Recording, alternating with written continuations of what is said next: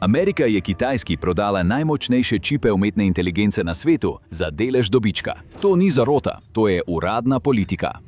Po letih obljub, da bodo ohromili kitajsko industrijo umetne inteligence, so v Washingtonu spremenili smer in dovolili neposredno prodajo čipov podjetja Nvidia Pekingu. Brez vohunjenja ali kibernetskih napadov, samo lobist in še sveže črnilo na pogodbi.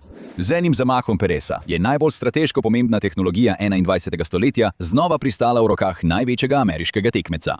Ker hladna vojna na področju umetne inteligence nikoli ni bila zares namenjena ustavitvi Kitajske, temveč temu, kdo bo dobil plačilo. Prvo poglavje – pekinški preobrat. Sporočilo za javnost, ki je decembra 2025 napovedalo dogovor H200, je na prvi pogled videti kot običajna trgovinska dokumentacija. Če ga preberete še enkrat, začutite, da je nekaj drugače. V bistvu je v enem samem dopisu skrita ena največjih sprememb smeri v ameriški tehnološki zgodovini. Takšen preobrat bi se običajno odvijal več mesecev, tokrat pa se je zgodil skoraj od nikoder. Ameriška vlada bi zdaj vzela delež od vsakega čipa Nvidia H200 poslanega čez Pacifik. Četrtino vsakega dolarja. H200 ni nekaj, kar bi našli v igranem računalniku. To je nekaj drugega. To je vrsta strojne opreme, narejena za eno nalogo – učenje naprednih AI sistemov v velikem obsegu. Skozi njega gre toliko surovih podatkov, da se obnaša manj kot čip in bolj kot majhna tovarna za inteligenco. Če jih zložite nekaj tisoč skupaj, dobite industrijski računalniški grozd, ki lahko izuri vrhunske AI modele v nekaj tednih, namesto letih. Po ameriških izvoznih omejitvah takšen sistem nikoli ni bil namenjen temu, da pristane na krajih, kot je Kitajska. Vsaj to je bilo pravilo. Toda preden gremo naprej, si predstavljajte to. Vsak dan ste na spletu. Preverite e-pošto, odprete nekaj aplikacij, iščete informacije, pretakate videoposnetke, morda celo vse to počnete med potovanjem in za vas je to popolnoma normalno. Toda v ozadju lahko vaš ponudnik interneta, oglaševalci, omrežni administratorji in včasih celo vlade ustvarijo presenetljivo podrobno sliko o tem, kaj počnete na spletu. Da bo jasno, noben VPN vas ne more zaščititi pred vsem. Še vedno morate biti pametni na spletu. Ne klikajte sumljivih povezav, ne posredujte osebnih podatkov v odgovor na sumljiva e-poštna sporočila. In nikakor ne zaupajte tako imenovanemu princu Nigerije. Dober VPN je pomembna plast zasebnosti, saj zasebnost ne bi smela biti nekaj, na kar pomislite šele, ko gre kaj narobe. Morala bi biti privzeta nastavitev. In prav zato je zgrajen Proton VPN. Proton VPN pomaga ohranjati vašo zasebnost pri brskanju kjerkoli ste. Ne glede na to, ali ste doma, potujete ali pa samo poskušate preprečiti sledenje vaši spletni dejavnosti, njihova politika brez beleženja dejavnosti je bila preverjena s strani neodvisnih revizorjev. In Proton podpira fundacija, ki je predana zasebnosti, preglednosti in pravicam uporabnikov. Proton VPN je tudi popolnoma odprtokoden, kar pomeni, da je njegova koda javno dostopna za pregled. Tako vam Proton namesto zgolj zaupanja omogoča, da preverite, kaj počnejo. In zasebnost ne pomeni nujno počasnosti. Proton VPN ponuja hitre povezave z VPN Accelerator Plus, NetShield, ki blokira zlonamerne oglase in sledilce, še preden vam pokvarijo izkušnjo brskanja. Prav tako vam omogoča več svobode na spletu. Povežete se lahko prek strežnikov po vsem svetu, do vsebin dostopate varneje med potovanjem, ter ga uporabljate za pretakanje, igranje iger in izmenjavo datotek med uporabniki. Vse to pa ob večji zasebnosti vaše spletne aktivnosti. Tako da, ne glede na to, ali želite preprečiti oglaševalcem, da bi vas spremljali, ohraniti svojo zasebnost pred svojim ponudnikom interneta ali preprosto znova prevzeti nadzor nad svojim spletnim življenjem, Proton VPN poenostavi zasebnost. Kliknite povezavo v opisu ali pojdite na protonvpn.com/theinfographicshow, da ob prijavi na dvoletni paket Proton VPN prejmete do 70% popusta. Leta 2023 je Urad za industrijo in varnost postavil strogo mejo. Oni so tisti, ki odločajo, katera tehnologija lahko prečka katere meje. Skrb je bila preprosta. Kitajski laboratoriji za umetno inteligenco so napredovali v tekmi v oboroževanju na področju umetne inteligence. Washington pa je obupano poskušal to upočasniti. Zato so uradniki začeli omejevati, koliko računalniške moči se lahko zakonito izvozi. Težava? Najboljši čipi so bili že daleč preko teh omejitev. Zato so podjetja, kot je Nvidia, naredila to, kar podjetja pač naredijo. Prilagodila so se. Naredili so okrnjeno različico, zasnovano tako, da je tik pod mejo pravil, s čimer so obdržali trg odprt, ne da bi prestopili mejo. Toda tudi ta rešitev ni zdržala dolgo. Namesto popolne prepovedi se je Washington odločil za nekaj bolj prilagodljivega, enoletni sistem izjem z individualnimi odobritvami. V praksi bi vlada sama odločala od primera do primera, kdo na Kitajskem lahko kupi napredne čipe. Tisk je to poimenoval kitajski čipni pregled. Seznam tistih, ki so se kvalificirali, je prava zgodba, saj odobreni kupci niso bila neznana zagonska podjetja ali podjetja z nizkim tveganjem. Med njimi so bili Alibaba, ByteDance in Tencent. Bile so tudi raziskovalne ustanove, povezane z ljudsko osvobodilno vojsko, PLA, ter državno podprti ponudniki oblaka, povezani s kitajsko obrambno infrastrukturo. Iste organizacije, ki jih je ameriška politika skozi 2 administraciji poskušala prikrajšati za računalniško moč, so nenadoma postale upravičeni kupci. Ko strojna oprema zapusti državo, pravila in predpisi ne gredo z njo. Računalniška moč ne ostane pod nadzorom, podatkovni center ne razkriva, kaj trenira. Združene države so zdaj pobirale prihodke od prodaje strojne opreme, ki so jo še pred nekaj leti javno označile za grožnjo nacionalni varnosti. Najbolj povedno je, kako so ljudje, ki so postavili prvotno blokado, izvedeli, da se je ta spremenila. Po kasnejših poročilih je veliko izmed njih izvedelo na enak način kot javnost, prek novičarskih agencij. Tudi Peking ni miroval. Kitajski regulatorji so podjetjem povezanim z državo naročili, naj dajajo prednost čipom Huawei pred ameriškimi, vendar so Alibaba, ByteDance in Tencent vseeno hitro naročili H200, pri čemer naj bi naročila dosegla več 100.000 enot. Kako je torej ta poteza prešla iz nepredstavljive v operativno, brez enega samega glasovanja v kongresu? Samo sledite denarnemu toku. Drugo poglavje – povezava. Avgusta 2025 je dogovor že nastajal med Nvidio, AMD-jem in izvršno vejo oblasti. V zameno za izvozna dovoljenja so se proizvajalci čipov dogovorili, da bodo 15% svojih prihodkov od prodaje čipov na Kitajskem vrnili ameriški vladi. To ni bil davek ali carina. To je bilo nekaj resnično novega v ameriški trgovinski zgodovini. Prostovoljna delitev prihodkov, o kateri so neposredno pogajala zasebna podjetja in izvršna veja oblasti, vse povezano z odobritvijo za izvoz, dostop v zameno za delež. Za Nvidia so številke osupljive. Kitajski prihodki samo od H200 se merijo v več 10 milijardah. 15% delež skupaj z drugimi obveznostmi znaša 12 milijard dolarjev. To je v istem razponu kot celotno letno gospodarstvo držav, kot sta Madagaskar ali Bahami. In nič od tega ni šlo skozi običajne politične mehanizme. To, kar je to v resnici ustvarilo, je bil precedens. Izvozni nadzori so prenehali delovati kot stroga pravila in so začeli delovati kot pogajalski pogoji, nekaj, kar lahko prilagajaš, se o tem pogajaš in menjaš za prihodke. Decemberski dogovor je to potisnil še dlje. Pri zmogljivejših čipih naj bi dodatek narasel celo na 25%.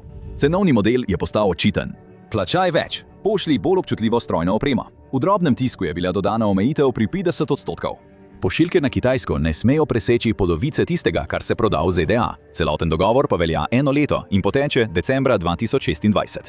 Potem se dogovor ponovno pogaja ali podaljša, a do takrat bo precedens že postavljen. Vlada, ki se delno financira iz izvozov nekega podjetja, ima finančni interes, da se ti izvozi nadaljujejo. Ko se to zgodi, se spremenijo tudi motivacijske spodbude. Blokade prenehajo delovati kot odvračilni ukrepi. Začnejo se obnašati kot kontrolne točke, ki pobirajo prihodke. Tisto, kar je bilo javnosti predstavljeno kot pametna politika, je ob natančnejšem pogledu bolj podobno izsiljevalski shemi. Da bi jim to uspelo, je Nvidia potrebovala več kot le predstavitve in ekipo za korporativne zadeve. Potrebovali so ljudi, ki bi lahko pravila prepisali od znotraj. In leta 2025 so jih našli. Tretje poglavje – vratarji. Nvidia je bila večino svojega korporativnega obstoja v Washingtonu skorajda spregledana. Leta 2024 so njihovi izkazi o lobiranju na zvezni ravni znašali približno $640.000, kar je po merilih korporacije z več kot 3 bilijoni tržne vrednosti zanemarljiva številka. Farmacevtska podjetja, ki so 10-krat manjša, so rutinsko porabila 10-krat več. Leta 2025 se je nekaj spremenilo. Nvidina poraba za lobiranje je narasla na $4.950.000, kar je več kot 600% povečanje v enem letu. Cilj ni bila davčna politika ali protimonopolna zakonodaja. Šlo je za urad za industrijo in varnost ter izvozna pravila, ki so odločala, kateri kitajski naslovi lahko prejmejo ameriške čipe. Ključna okrepitev je pristala pri Brownstein Hyatt Farber Schreck, denverskem lobističnem podjetju, ki se je postopoma uveljavilo v washingtonskih hodnikih oblasti. Ustvarili so posebno ekipo za račun Nvidia, ki jo vodi Ed Royce. Royce ni obrobna osebnost. Več let je bil predsednik odbora za zunanje zadeve predstavniškega doma, enega ključnih mest, kjer se oblikuje ameriška politika glede tehnologije in tekmovalnih držav, kar pomeni, da ni poznal izvoznih omejitev le na papirju. Razumel je, kako se dejansko sprejemajo, kdo piše besedilo, preden postane politika, kateri uradi tiho usmerjajo odločitve in kje so resnična žarišča pritiska. To je tista vrsta izkušenj, ki predpise spremeni v nekaj, s čimer lahko delaš, ne le v nekaj, kar prebereš. A podjetja ves čas zaposlujejo nekdanje uradnike. Število lobistov se vsako leto povečuje, torej zakaj bi bilo to kaj drugače? Odgovor je v času. Zaposlitev Brownsteina, porast lobiranja in spremembe politik se niso odvijale skozi več let. Vse se je zgodilo v nekaj mesecih. Izvozne kategorije, ki so bile zaprte maja 2025, so postale nejasne avgusta in so bile do decembra praktično odprte. Obstaja različica zgodbe, kjer je to naključje, vendar se zdaj ne bere več tako, ker zapisi kažejo na nekaj preveč usmerjenega, da bi to lahko prezrli. Poseben pritisk na posebna pravila. Točno tiste vzvode, ki so se na koncu premaknili. Kar so prinesli, je bilo nekaj bolj dragocenega od sestankov. Pridobili so oporo v prostorih, kjer so se odločale izjeme pri licenciranju. Ko je ekipa za politike podjetja Nvidia pridobila to oporo, je naslednji del mehanizma večino dela opravil sam. 4. poglavje. Točkovnik korporativne lojalnosti. Po poročanju Axiosa v zahodnem krilu obstaja sistem ocenjevanja, ki spremlja ameriška podjetja. Zajema 553 podjetij in trgovinskih združenj, ocenjenih glede na to, kako močno se je vsako trudilo podpreti glavni zakon administracije, imenovan En velik čudovit zakon. Podjetja so ocenjena kot močni, zmerni ali šibki podporniki. Dejavniki vključujejo objave na družbenih omrežjih, sporočila za javnost, oglase, videopričevanja in udeležbo na dogodkih v Beli hiši. Višji uradniki so novinarjem povedali, da se dokument razvija, da bi zajel tudi druge prednostne naloge. Tisti, ki dosežejo dobre rezultate, naj bi po besedah osebja prejeli tako imenovano prednostno obravnavo. Sodeč po vsem, kar je vidno navzven, je rezultat podjetja Nvidia izjemen. Njihova ločena domača zaveza v višini $15 milijard je bila po vseh merilih, ki jih sistem očitno spremlja, na pravi strani. Podjetje je napovedalo podatkovne centre v politično pomembnih zveznih državah, svojim vodilnim omogočilo veliko prisotnosti na dogodkih administracije in povezalo svoje ogromno dobaviteljsko partnerstvo z izgradnjo projekta Stargate. Povezovalne niti potekajo skozi urad vodje kabineta. Suzy Wiles, ki je vodila kampanjo 2024, preden je prevzela to vlogo, je prišla v Belo hišo po dolgi karieri v političnem svetovanju in lobiranju. To ozadje je oblikovalo način, kako nekateri znotraj sistema opisujejo trenutno ureditev. Zahodno krilo, kjer je višje osebje dobro seznanjeno s tem, kako korporativni in politični interesi vplivajo na zvezno odločanje. Za Nvidia prednost ne izhaja iz ene same odobritve ali odločitve. Prednost se gradi v ozadju skozi način, kako so vloge kategorizirane, še preden so sploh pregledane. Sčasoma ta razvrstitev določa, kako gladko se prošnje premikajo skozi sistem. Tekmovalec, ki pride na okence zadovoljenja z močnejšim tehničnim primerom, a slabšo oceno na kartici, ne izgubi zato, ker je njegov argument napačen. Izgubijo zato, ker je kartica predhodno razvrstila čakalno vrsto. Ljudje, ki so seznanjeni s postopkom, ga opisujejo s preprostimi besedami. Ko že razpravljate o odločitvi, je odločitev pogosto že oblikovana. 5. poglavje. Zeleni kanal. Nvidia ne vodi samo na trgu čipov za umetno inteligenco, ampak ga tudi obvladuje. V komercialnem sektorju, kjer se uporabljajo za učenje in poganjanje naprednih sistemov umetne inteligence, Nvidia nadzoruje približno 94% trga. AMD ima 5%, Intel pa prevzame večino preostalega deleža. Tako da, ko dovoljenja za izvoz postanejo odločitve od primera do primera, sistem v resnici ne izbira med enakovrednimi možnostmi. In to je pomembno. Ker sodobna umetna inteligenca ni le stvar strojne opreme, temveč tudi tega, na čem ta strojna oprema deluje. Povpraševanje strank je pretežno po čipih podjetja Nvidia. Okoli tega so kitajski laboratoriji zgradili svoje programske sklade. Zamenjava ni preprosto kot menjava blagovne znamke. To je bolj podobno popolni prenovi celotne infrastrukture, medtem ko sistem še vedno deluje. Tako da, čeprav na papirju obstaja več dobaviteljev, se v praksi povpraševanje usmerja k enemu. Podjetje Nvidia ni potrebovalo jasne politike, ki bi mu zagotavljala prednostno obravnavo. Njegova prevlada na trgu, skupaj s tem, kako globoko je njegova programska oprema vgrajena v industrijo, je pomenila, da bi skoraj vsaka izvozna pot za napredne čipe skoraj samodejno potekala prek njega. Tako ob uvedbi sistema delitve prihodkov ni bilo treba izrecno izbirati zmagovalcev, preprosto je sledil poti, ki jo je trg že začrtal. Na papirju je dogovor deloval nevtralno, nekaj, pri čemer bi lahko v teoriji sodeloval vsak dobavitelj. V praksi je obstajala le ena smiselna možnost, vsi ostali pa so ostali zunaj in opazovali, kako se določajo pogoji. Ta verižni učinek poskrbi, da se struktura sama krepi. Vsak poslan čip potisne izdelke Nvidia še globje v kitajske podatkovne centre in ustvari prihodek. Del tega denarja gre v ameriško zakladnico, kar krepi politične argumente za nadaljevanje pošiljk. Toda pravila še vedno uradno temeljijo na tehničnih merilih, zapisanih v zakon. Kako torej lahko zakonito pošljete čip, ki bi moral biti po izrecnih omejitvah, določenih leta 2023, prepovedan? Poglavje 6. Tovarna lukenj v zakonih.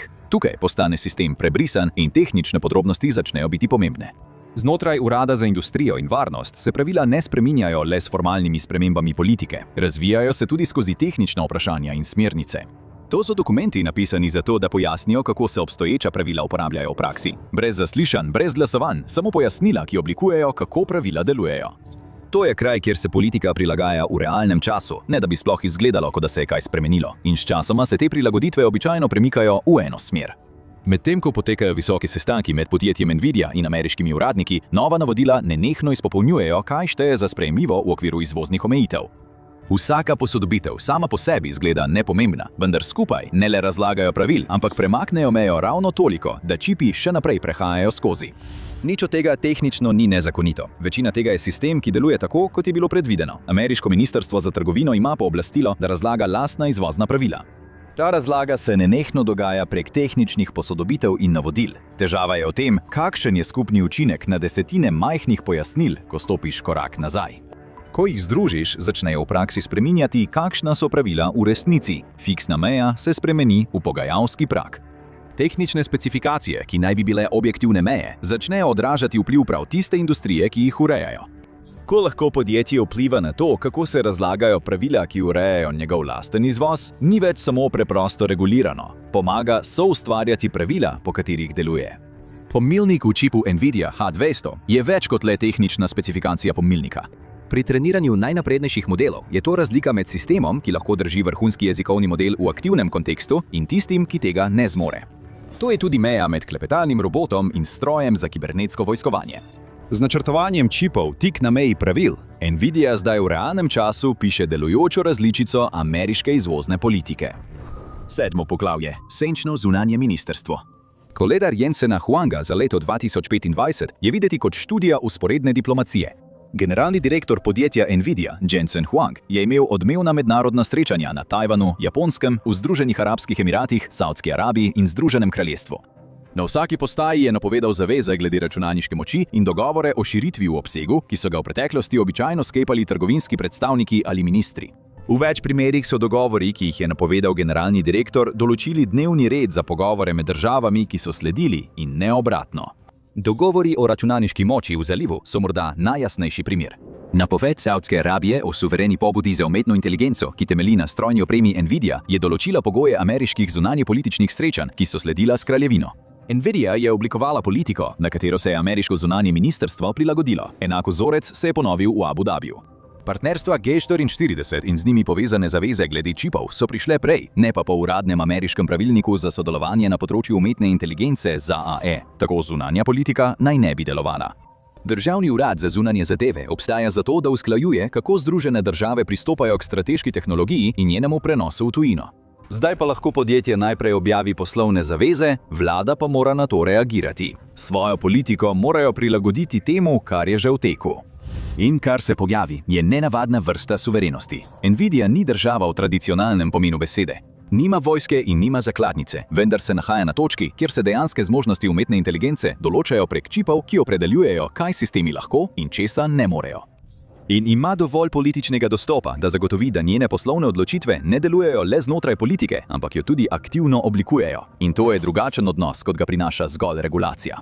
Začne izgledati manj kot podjetje, ki deluje po pravilih, in bolj kot podjetje, ki sodeluje pri oblikovanju teh pravil.